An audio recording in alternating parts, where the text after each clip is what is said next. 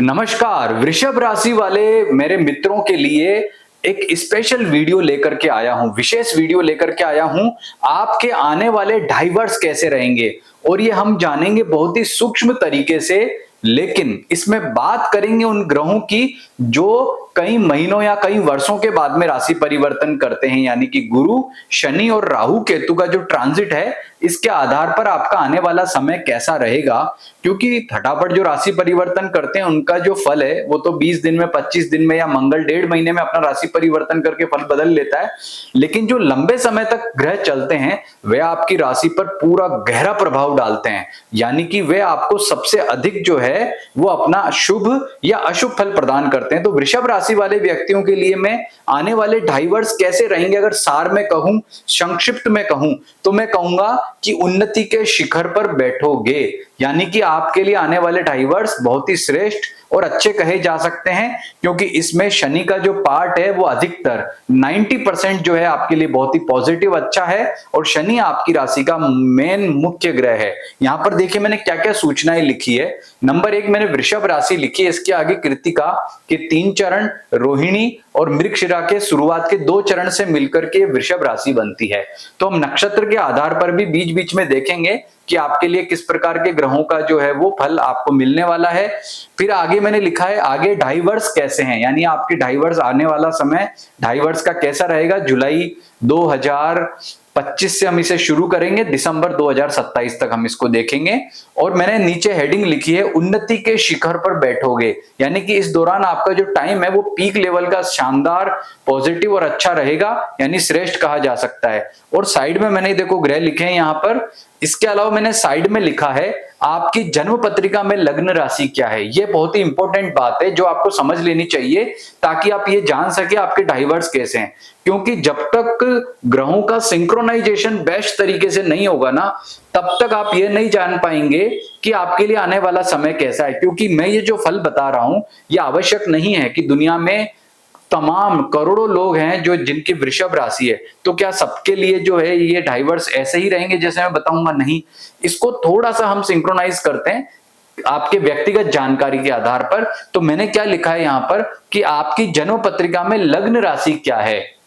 इसके आधार पर आप ये जान पाएंगे कि कौन से लग्न वाले व्यक्तियों के लिए जिनकी वृषभ राशि है समय अच्छा रहेगा, और कौन से लग्न राशि वाले व्यक्ति जिनकी जो है वृषभ राशि तो है, लग्न जो है वो मतलब मान लीजिए कि सुटेबल लग्न नहीं है, जिसका सिंक्रोनाइजेशन बेहतर तरीके से नहीं हो रहा है, तो आपके लिए समय कैसा रहने वाला है ये भी देखेंगे। और आपका नक्षत्र जो है उसके आधार पर भी, नक्षत्र के आधार पर भी इसको परखेंगे। तो कुल मिलाकर के मैं आपको बहुत ही डीप और गहराई से ये बताने जा रहा हूं कि वृषभ राशि वाले व्यक्तियों के लिए अगले 2.5 वर्ष कैसे रहेंगे। तो आपको पूरा वीडियो देखना है। और अभी तक आपने हमारे चैनल एस्ट्रो सुधाकर पुरोहित को सब्सक्राइब नहीं किया है तो कर लीजिए, क्योंकि हमारे चैनल पे आपको प्रत्येक सप्ताह न केवल राशिफल बल्कि नक्षत्र फल भी मिलता है, जो YouTube के इतिहास में एक साथ राशिफल और नक्षत्र फल बताया जा रहा है। केवल हम आपको बताते हैं पूरा गहराई से, डीप से। इसके अलावा आने वाले 6 महीने कैसे रहेंगे, आने वाला जो है आपके लिए पूरा महीना कैसा रहेगा, आने वाला वर्ष कैसा रहेगा, ये तमाम जो वीडियोस हैं ये भी हमारे यहाँ अपलोड होते हैं। प्रत्येक ग्रह के ट्रांजिट की वीडियो भी आप देख सकते हैं। तो कहने का तात्पर्य कि आप जो है हमारे चैनल पे जाकर के इन तमाम वीडियो को देखें। और एक बात और जान लें कि ये जो मैं प्रिडिक्शन आपको यहाँ बता रहा हूं, आपकी जन्म राशि के आधार पर बता रहा हूं। जन्म राशि का मतलब क्या होता है कि आपकी जन्म पत्रिका में चंद्रमा कितने नंबर पर लग्न कुंडली में बैठा है। यदि 2 नंबर पर बैठा है तो आप ये फल देखें। और आपको ये कंफ्यूजन है कि मेरी जन्म राशि क्या है, तो आप हमें जानना चाहते हैं तो हम इस वीडियो के कमेंट में या फिर हमारे व्हाट्सएप नंबर पर अपनी जन्म तारीख, जन्म समय और जन्म स्थान लिख करके भेज दीजिए। मैं आपको देख करके बताऊंगा आपकी जन्म राशि क्या है। तो आइए जानते हैं आपके लिए 2.5 वर्ष कैसे रहेंगे। तो शुरुआत करते हैं गुरु से। गुरु ग्रह जो कि नवग्रहों में सबसे ज्यादा शुभ और श्रेष्ठ माना जाता है, वह आपके वर्तमान में, यानी कि आज जब ये मैं जुलाई के महीने में वीडियो बना रहा हूं, तो आपके द्वितीय भाव से ट्रांजिट कर रहा है। और गुरु का ट्रांजिट जो होता है सेकंड हाउस से, मिथुन राशि में जो हो रहा है, सेकंड हाउस से बहुत ही श्रेष्ठ उत्तम और अच्छा माना जाता है। इससे आपके जीवन में क्या परिवर्तन आएंगे मैं बताता हूं। ये 14 मई को यहाँ आया था, बाद में थोड़े दिन के लिए अस्त हो गया था, अभी उदय है। तो इससे आपके जीवन में क्या परिवर्तन आया है गुरु पॉजिटिव होने से? गुरु आपका अष्टम भाव का स्वामी है और आपके जो है वो लाभ भाव का स्वामी है। यानी कि गुरु के यहां पर ट्रांजिट करने से, द्वितीय भाव सेकंड हाउस में ट्रांजिट करने से आपके जीवन में सबसे बेस्ट जो परिवर्तन आया है वो आया है आपकी आर्थिक स्थिति। यानी आपकी आर्थिक स्थिति को अच्छा करता है। यदि आप जॉबलेस हैं तो आपको ये रोजगार दिलाने में बहुत ही ज्यादा आपकी हेल्प करता है।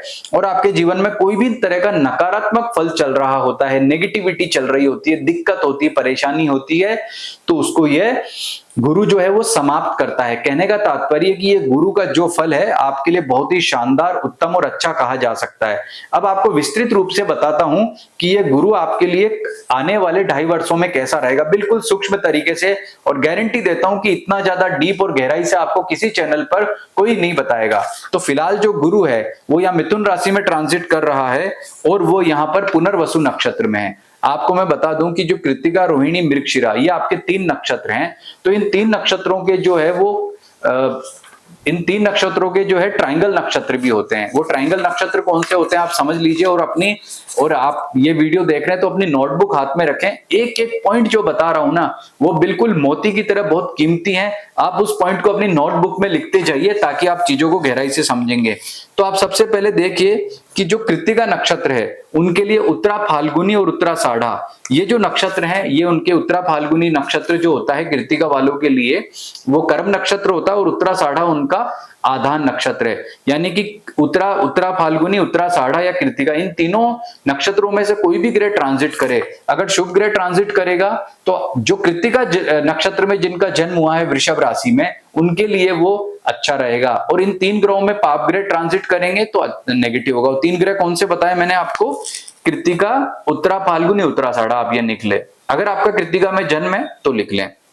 अच्छा, अगर आपको अपना जो है उसको लेकर के कंफ्यूजन है कि मेरा जन्म नक्षत्र क्या है, तो आप जो है उसके लिए हमें कॉल भी कर सकते हैं। हमें कॉल करके पूछे मेरा जन्म नक्षत्र क्या है, डेट ऑफ बर्थ, टाइम और अपना जन्म स्थान भेज के हम आपको बताएंगे। यदि आपका रोहिणी नक्षत्र है तो हस्त नक्षत्र आपका कर्म नक्षत्र है और अभिजित आपका जो है वो 19वां नक्षत्र है।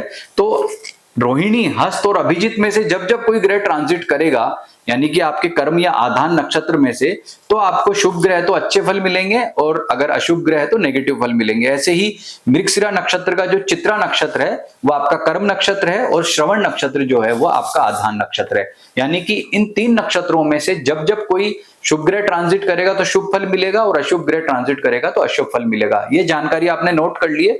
अब बात करते हैं, शुरुआत कर रहे हैं जैसे गुरु से। मैंने जैसे आपको बताया तो गुरु अभी पुनर्वसु नक्षत्र में ट्रांजिट कर रहा है और आप देखेंगे कि आपके जो ट्रायंगल नक्षत्र में पुनर्वसु नक्षत्र कहीं भी नहीं आ रहा है।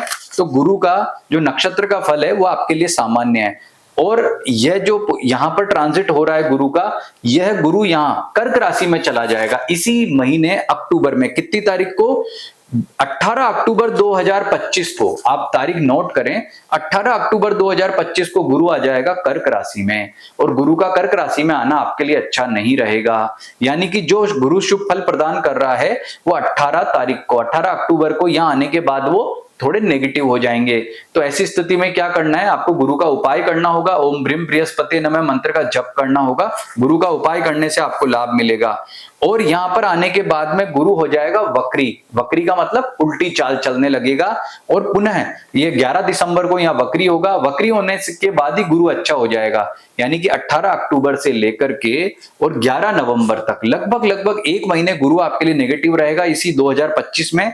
उसके बाद वो वक्री होकर के पुनः मिथुन राशि में प्रवेश कर जाएगा 5 दिसंबर 2025 को। आप नोट कर लें कि 5 दिसंबर 2025 को पुनः गुरु जो है वो मिथुन राशि में प्रवेश कर जाएगा। यानी पुनः आपको अच्छे और श्रेष्ठ फलों की प्राप्ति होने लग जाएगी। इसके बाद में जो है गुरु मार्गी हो जाएगा मिथुन में। 5 दिसंबर को आने के बाद पुनः मार्गी हो जाएगा और मार्गी होकर के फिर से अच्छा फल प्रदान करेगा। मार्गी कब होगा?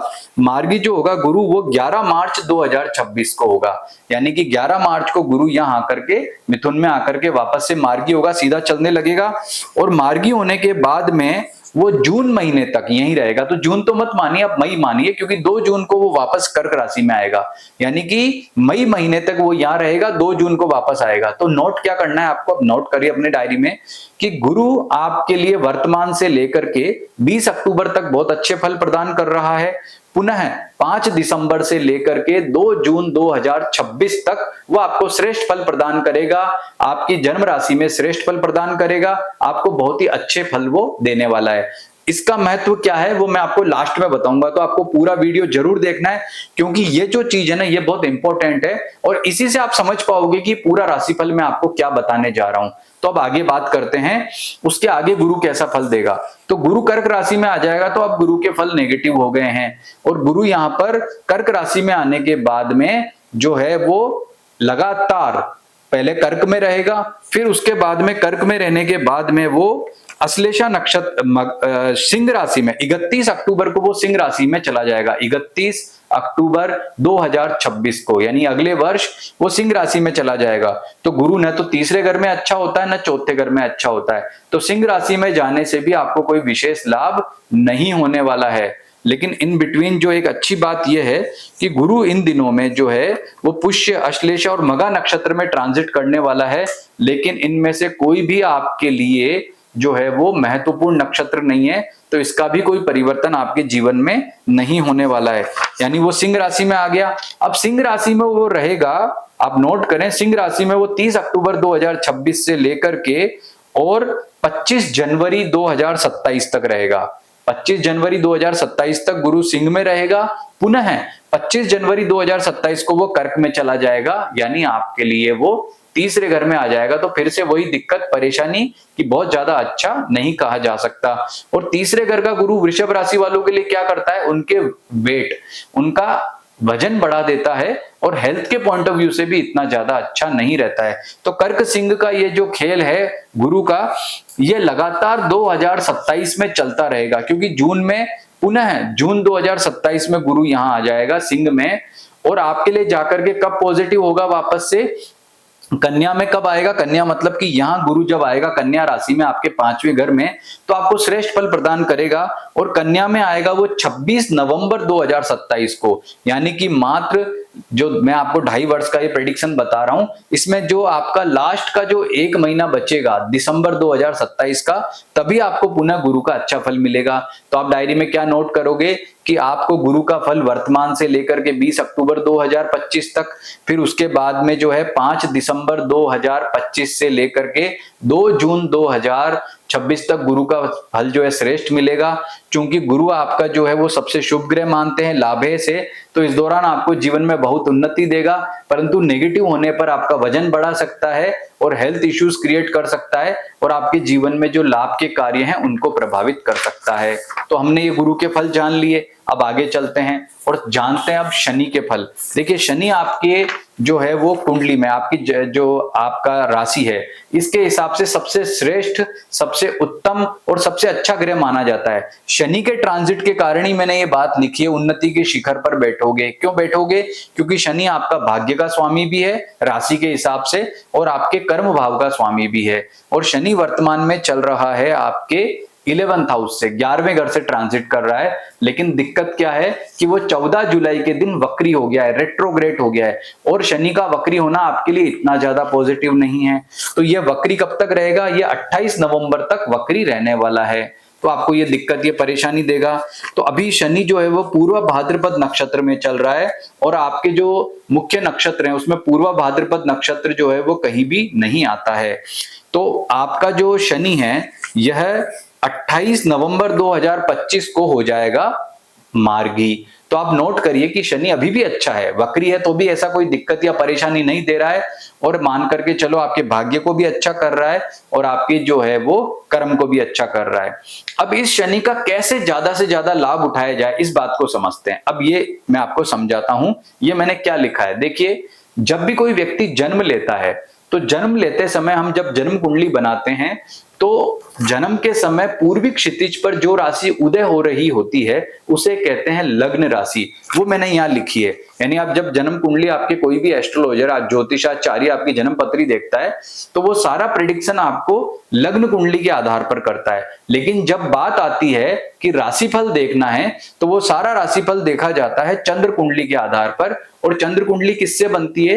आपके जन्म के समय चंद्रमा जिस राशि और जिस नक्षत्र में बैठा होता है वो आपकी जन्म राशि कहलाती है, जन्म नक्षत्र कहलाता है। जैसे अगर आपका वृषभ राशि में जन्म हुआ होगा तो उसमें भी आपका जन्म या तो कृत्तिका नक्षत्र में हुआ होगा या रोहिणी में हुआ होगा या मृगशिरा के शुरुआत के 2 चरणों में हुआ होगा, तो वो आपके जन्म नक्षत्र और जन्म राशि कहलाते हैं।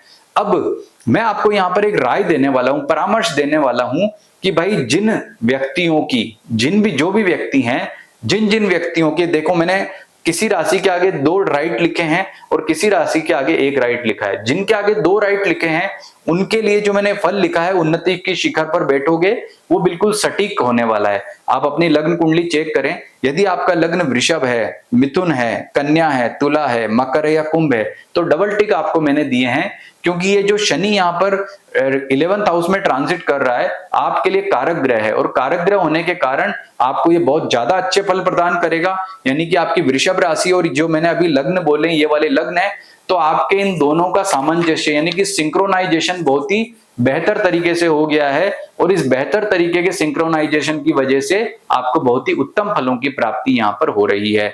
तो मैं क्या सजेस्ट करूंगा कि भाई शनि का रत्न होता है नीलम, काका नीली या कटेला। इन तीनों में से कोई भी रत्न, यदि पुरुष है तो राइट हैंड की सबसे लंबी वाली अंगुली में और महिला है तो लेफ्ट हैंड की सबसे लंबी वाली अंगुली में धारण कर लीजिए, क्योंकि ये शनि बहुत ही श्रेष्ठ है, उत्तम है, अच्छे फल प्रदान कर रहा है और ये लगभग आने वाले 2.5 वर्षों में 85 से 90% समय तक आपके लिए यही रहेगा, बहुत ही उत्तम फल प्रदान करेगा और आपको उन्नति के शिखर पर बिठाएगा। अब आपको मैं समझाता हूं डीप में जाकर के कि ये शनि यहाँ पर रहने वाला है मीन राशि में, लगातार जो है इसी राशि में बना रहेगा। कब तक बना रहेगा? यह वक्री मार्गी होता रहेगा। जैसे 28 नवंबर 2025 को ये मार्गी हो जाएगा, उसके बाद में इसी राशि में चलते हुए ये पुनः जो है वक्री होगा। कब होगा? ये पुनः वक्री होगा 27 जुलाई 2026 को। यानी कि 28 नवंबर, आप डायरी में लिख लें, अपनी नोटबुक में लिख लें कि 28 नवंबर 2025 से लेकर के और 27 जुलाई 2026 तक ये शनि जब मार्गी होगा तो उस समय बहुत ही श्रेष्ठ और उत्तम फल प्रदान करेगा। और जिन राशियों के आगे डबल मार्क लगे हैं उन लग्न वालों के लिए विशेष तौर पर यह स्थिति उत्तम रहेगी। तो शनि का रत्न पहन लेना भैया, तुम्हारे वारे न्यारे होने वाले जीवन का सबसे श्रेष्ठ समय देखोगे, क्योंकि इस टाइम पे जो है वो बृहस्पति भी आपका पॉजिटिव फल आपको दे रहा होगा, जैसा मैंने अभी थोड़ी देर पहले नोट करवाया था। तो नोट कर लो, वो टाइम आपका बेस्ट निकलने वाला है। इसके बाद बात करते हैं, आपके शनि वक्री हो जाएगा 27 जुलाई 2026 को और ये वक्री कब तक रहेगा? 11 दिसंबर 2026 तक। यानी तब तक आपको जो है सावधान रहना होगा इस दौरान, क्योंकि वक्री होकर वह उतना श्रेष्ठ फल नहीं दे पाएगा, देगा लेकिन उतना श्रेष्ठ नहीं। उसके बाद 11 दिसंबर 2026 को यह पुनः मार्गी हो जाएगा शनि मीन राशि में ही, और उसके बाद में यह लगातार अच्छे फल प्रदान करता हुआ मेष राशि में प्रवेश कर जाएगा। यानी आपको 7.5 प्रारंभ हो जाएगी। अब अपनी 7.5 की डेट लिख लीजिए। वो 7.5 आपको कब प्रारंभ होगी? 3 जून 2027 को। यानी 3 जून 2027 को जो शनि है वो मेष राशि में आ जाएगा, अश्विनी नक्षत्र में आ जाएगा और आपको 7.5 शुरू हो जाएगी। अब ये 7.5 किसके लिए अच्छी है, किसके लिए बुरी, ये भी बता दूं। जिनके डबल टिक लगा है उनको 7.5 स्टार्ट होने से कोई दिक्कत नहीं है। वृषभ, मिथुन, कन्या, तुला, मकर, कुंभ वाले तो मस्त रहो भाई, ये 7.5 तुम्हें परेशान नहीं करने वाली है। लेकिन मेष, कर्क, सिंह, वृश्चिक, धनु, मीन, ये जो लग्न है, ये 6 राशियों के लग्न है ना, इनको 7.5 का बहुत ही नेगेटिव दिक्कत वाला जो है समस्या रहेगी। आप नोट कर लें डेट कि 7.5 कब शुरू हुई है आपको? 3 जून 2027 से लेकर के। ये 7.5 का छोटा सा फेज है क्योंकि शनि आगे वक्री हो रहा है। 9 अगस्त 2027 को शनि वापस से वक्री हो जाएगा मेष राशि में। यहां पर शनि वक्री हो जाएगा और वक्री होकर के क्या करेगा? वो पीछे वापस मीन राशि में आ जाएगा। और मीन राशि में कब प्रवेश करेगा वापस वो? यानी कि ये जो 7.5 स्टार्ट हुई थी वैसे तो साढ़े सात साल के लिए रहती है, लेकिन ये शॉर्ट टाइम के लिए आई है। तो ये साढ़े साथी वापस वृषभ राशि वालों को कब खत्म हो जाएगी, आप डेट नोट कीजिए कि शनि जो है वो 20 अक्टूबर 2027 को, यानी कि 3 जून को आपको साढ़े साथी स्टार्ट हुई है 2027 में, और 20 अक्टूबर 2027 को ये साढ़े साथी समाप्त हो जाएगी। आप नोट कर लीजिए कि ये जो साढ़े साथी कब तक रही आपको 2027 में, 3 जून से लेकर 20 अक्टूबर 2027 तक रही। शनि यहाँ 20 अक्टूबर को वापस आ गया तो पुनः आपका श्रेष्ठ फल शुरू हो गया। और ये कब तक श्रेष्ठ फल रहेगा, ये रहेगा आपका 23 फरवरी 2028 तक, यानी 23 फरवरी 2028 को शनि पुनः आपकी साढ़े साथी में जाएगा। 23 फरवरी 2028 को, कहने का मतलब कि शनि ने अधिकांश आपको समय पर बहुत ही अच्छे उत्तम फल प्रदान किए हैं। किनको शनि का रत्न नीलम पहनना चाहिए मैंने आपको बताया लग्न के आधार पर। अब बात करते हैं आपके राहु और केतु की। तो राहु केतु की बात करें तो देखिए राहु जो है वर्तमान में आपके 10th हाउस से ट्रांजिट कर रहा है, बहुत ही अच्छे फल प्रदान कर रहा है, बहुत ही उत्तम फल प्रदान कर रहा है। और उसके जो राशियां, उसके जो नक्षत्र देखें तो आने वाले 2.5 वर्षों में वो शतभिषा, धनिष्ठा, श्रवण और उत्तराषाढ़ा नक्षत्र में जो है वो ट्रांजिट करने वाला है। तो उत्तराषाढ़ा नक्षत्र में वो ट्रांजिट करेगा लास्ट में, उत्तराषाढ़ा नक्षत्र में ट्रांजिट करेगा वो लास्ट में जाकर के, तो उसकी तो कैलकुलेशन है नहीं। उसके पहले वो जिन नक्षत्रों में ट्रांजिट कर रहा है, इन 3 नक्षत्र वाले व्यक्तियों को कहीं भी कोई दिक्कत या परेशानी नहीं देने वाला है। तो कुल मिलाकर के राहु के केतु के लिए बात करें तो राहु का 10th भाव से ट्रांजिट बहुत ही अच्छा होता है, ये कार्य क्षेत्र में उन्नति देने वाला होता है। और 9th हाउस का ट्रांजिट इतना अच्छा नहीं माना जाता है। तो वर्तमान से गिनते हैं, आज जुलाई का महीने में जब ये वीडियो में रिकॉर्ड कर रहा हूं, उसके बाद अगले साल 5 दिसंबर 2026 को राहु मकर में आएगा। कब आएगा, अगली साल। तो तब तक राहु जो है यहाँ पर आपके 10th हाउस में ट्रांजिट करके अच्छा फल प्रदान कर रहा है। अब केतु 4थे घर में है, तो 4थे घर में केतु कहीं ना कहीं थोड़ी दिक्कत या परेशानी देगा। तो इसके निवारण के लिए आपको क्या करना है, भगवान गणपति की पूजा आराधना करनी है, क्योंकि केतु 4थे घर में थोड़ी थोड़ी परेशानियां देगा। अलग अलग ग्रहों से ट्रांजिट गोचर करके, अलग जो यहाँ पर दूसरे ग्रह ट्रांजिट करके आएंगे उनसे मेल करके, योग करके कहीं ना कहीं दिक्कत देगा। तो इसके लिए भैरव उपासना और भगवान गणपति की उपासना करने से आपको राहत मिलने वाली है। और अगली साल जब 5 दिसंबर को यहाँ पर राहु आ जाएगा और केतु यहाँ चला जाएगा तो ये भी टेंशन खत्म, यानी कि 5 दिसंबर 2026, आप डेट नोट कर लें, 5 दिसंबर 2026 को यहाँ पर राहु आ जाएगा 9th हाउस में, जो कि सामान्य बहुत अच्छा नहीं होता है। और केतु यहाँ आ जाएगा तो टेंशन, दिक्कत, आपकी परेशानी को कम करेगा। तो कुल मिलाकर के राहु और केतु आपके लिए ठीक ही अच्छे हैं। अगले जो है 1.5 वर्ष भी आपको अच्छे फल प्रदान कर रहे हैं और उसके बाद 1 साल भी उसके फल सामान्य ही रहेंगे। तो कहने का तात्पर्य कि इन बिटवीन केवल गुरु ग्रह है जो आपको परेशानी या दिक्कत देगा।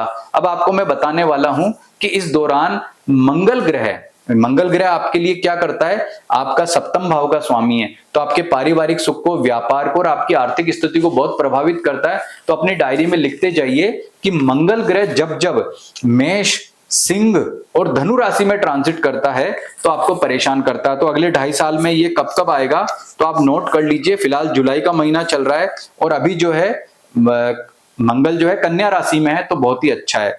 वो अब धनु राशि में कब आएगा तो आप डेट नोट कर लीजिए। मंगल की नेगेटिव डेट है आपके लिए 8 दिसंबर 2025 से 17 जनवरी 2026 तक मंगल नेगेटिव रहेगा। यानी ये उपाय आपको करने होंगे उस समय। मंगल आपके आर्थिक पक्ष को और हेल्थ को प्रभावित करेगा। वापस डेट रिपीट कर रहा हूं आपको मैं, 8 दिसंबर 2025 से 17 जनवरी 2026 तक। उसके बाद में जब वो मेष राशि में आएगा तो उसका मेष राशि का डेट लिखिए 15 मई 2026 से 21 जून 2026 तक।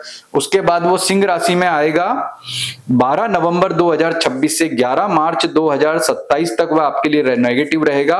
और उसके बाद में वो 18 नवंबर 2027 से 27 दिसंबर 2027 तक नेगेटिव, दिक्कत या परेशानी वाला रहेगा। तो मैंने आपको जो है ये डेट्स भी नोट करा दी हैं। तो कुल मिलाकर के लिए मैंने आपको इन 3 के अलावा मंगल ग्रह का जो नेगेटिव टाइम है वो भी नोट करा दिया है। तो आपके पॉजिटिव टाइम के दौरान जब जब मंगल आए तो उसका उपाय करके उसको अनुकूल कर लेना। कहने का तात्पर्य मैंने बहुत ही डीप में, गहराई में, विद डेट, तारीख के साथ में आपको ये बताया है कि आपके आने वाले 2.5 वर्ष कैसे रहेंगे। अब देखो, आपने हो सकता है ये वीडियो सुना ही है, अभी नोट नहीं किए डेट्स, तो कोई बात नहीं, इस वीडियो को सेव करके रख लो और जब भी फुर्सत हो, समय हो, दोबारा इस वीडियो को सुनना, इन तारीखों को नोट करके रख लेना। जो शनि है वो आपके भाग्य को श्रेष्ठ कर रहा है, उत्तम कर रहा है, तो क्या उपाय करने मैंने बताया है, उन उपायों को फॉलो करना। और इस नक्षत्र के फल को और ज्यादा डीप और गहराई से जानना चाहते हो तो ये चैनल तो आपको लाइक फॉलो करना ही है, और हमारे सारे वीडियोस को बहुत ही ध्यान से देखेंगे तो आपको पूरा जो है कैलकुलेशन समझ में आ जाएगा कि ग्रह आपको किस प्रकार फल देता है और आने वाले 2.5 वर्ष आपके लिए किस प्रकार के रहेंगे और कैसे आप उन्नति प्राप्त करोगे। नमस्कार।